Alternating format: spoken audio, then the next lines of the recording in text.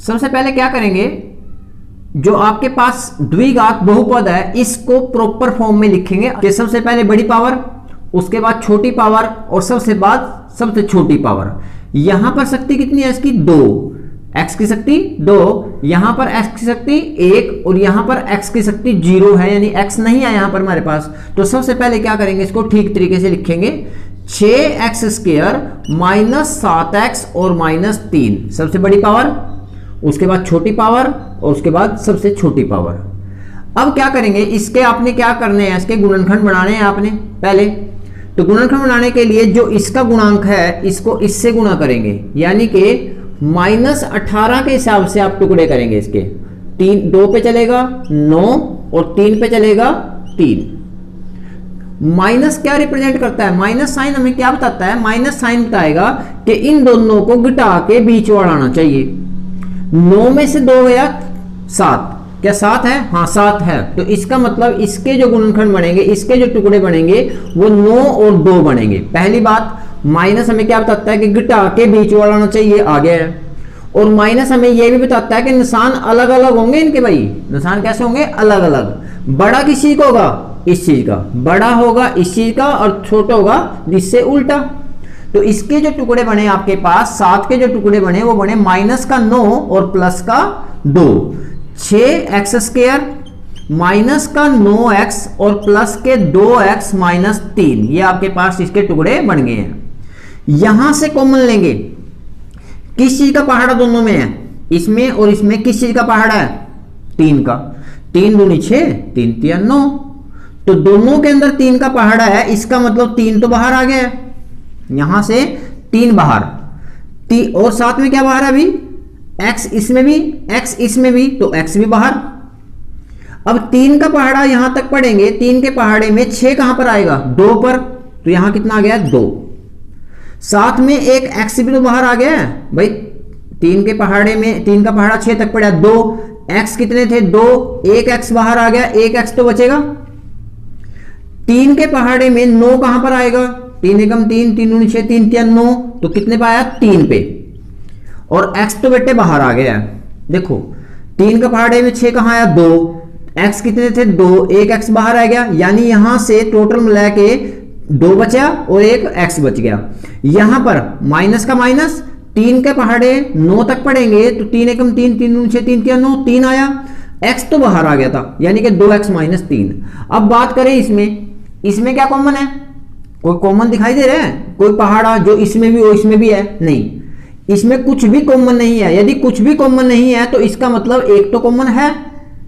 अब एक कॉमन आ गया आपके पास, यहां से क्या बचेगा, यानी कि जब एक कॉमन आता है सेम एज इट इज आ जाता है यार, कुछ भी नहीं बचता फिर, ये ऐसी, मतलब कि जब एक कॉमन लेते हैं तो सारा का सारा बच ही जाता है। तो 2x माइनस 3 सेम का सेम यहां आ गया।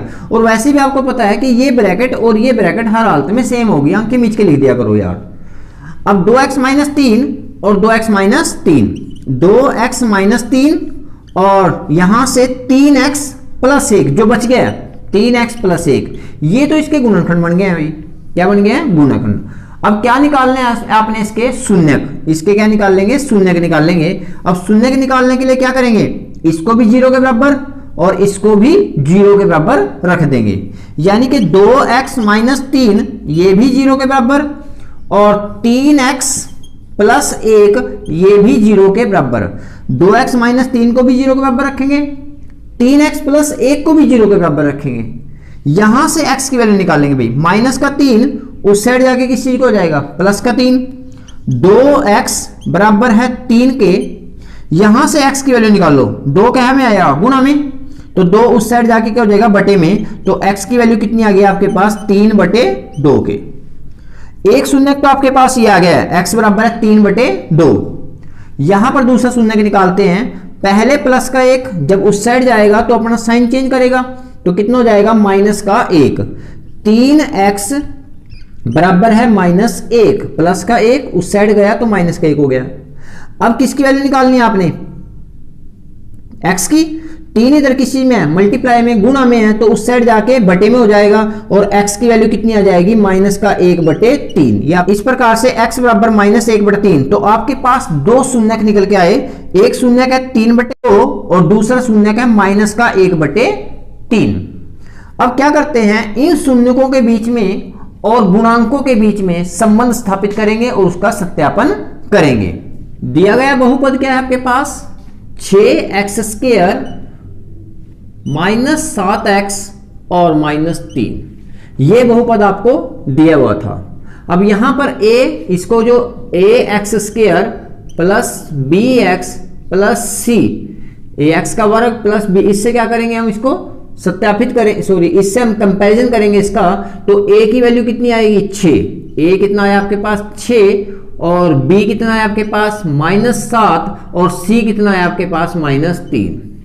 a की वैल्यू 6, b की वैल्यू -7 और c की वैल्यू -3। ये 3 प्रकार से a b c की वैल्यू निकल गई है। ये क्या है आपके गुणांक, ये क्या है गुणांक, और ये क्या है आपके शून्यक। इन शून्यकों में और गुणांकों में, इनमें आपको संबंध स्थापित करना है। अब पहले क्या निकाल लेंगे, शून्यकों का योगफल, शून्यकों का योगफल। इससे आगे चल रहा है क्वेश्चन, ये शून्यकों का योगफल, शून्यकों का योगफल यानी कि इन दोनों का जोड़ किसके बराबर, शून्य कौन से हैं आपके पास, एक तो 3/2 है और दूसरा -1/3 है। इन दोनों का योगफल ज्ञात करेंगे, 3/2 का और -1/3 का। तो 3/2 और -1/3 इन दोनों को ऐड करेंगे। सबसे पहले क्या लेंगे, इन दोनों का एलसीएम, 2 और 3 का लघुत्तम कितना आएगा 6। 2 के पहाड़े में 3 कहां आएगा, 2 का पहाड़ा पढ़ो, 3 कहां आएगा, 2 एकम 2, 2 दूनी 4, 2 तिया 6। 2 के पहाड़े में 3 आएगा 3 पर, उस 3 को पर गुणा करते हैं, 3 तिया 9। 3 के पहाड़े में 2 कहां पर आएगा, 3 एकम 3, 3 दूनी 6, 2, उस 2 को पर गुणा करते हैं। ये आप बेसिक मैथ में कर चुके हो पहले ही। अब आपके पास प्लस माइनस निशान अलग अलग हैं, घटेंगे। 9 में से 2 गया 7, 7/6। तो शून्यकों का योगफल आया 6, शून्यकों का योगफल, जो शून्यकों का आपके पास योगफल आया वो आया 6/7 के। इसको समीकरण 1 बना देंगे जैसे पिछले क्वेश्चन में किया था। अब आपने क्या निकालना है, -b/a। हमेशा शून्यकों के योगफल के बाद आपने -b/a ही निकालना है। तो माइनस का b/a ये किसके बराबर आएगा, क्योंकि शून्यकों का तो आ गया रिलेशनशिप। अब गुणांकों के बीच में निकाल रहे हैं, गुणांक क्या आएगा, तो माइनस का b/a, माइनस का माइनस, b की वैल्यू -7 और a की वैल्यू 6। भाई ब्रैकेट से बाहर माइनस है, ब्रैकेट से बाहर माइनस हो तो अंदर का साइन चेंज हो जाता है, कितना आएगा 7/6। और ये हर हालत में बराबर आएंगे, ये भी क्लियर है बिल्कुल बात। तो आपके पास समीकरण 1 और समीकरण 2 से ये साइड, पिछली साइड जो है बराबर है, ये भी 7/6, ये भी 7/6। समीकरण 1 और 2 से, समीकरण 1 और 2 से, समीकरण 1 और 2 से क्या हो जाता है कि जो यदि इसकी राइट साइड बराबर है तो लेफ्ट साइड भी बराबर हो जाएगी अपने आप ही, यानी कि ये दोनों चीजें भी क्या आ जाएगी, बराबर आ जाएंगी। तो शून्यकों का योगफल किसके बराबर आ गया, -b/a। यही हमने रिलेशन निकालना था। शून्यकों का योगफल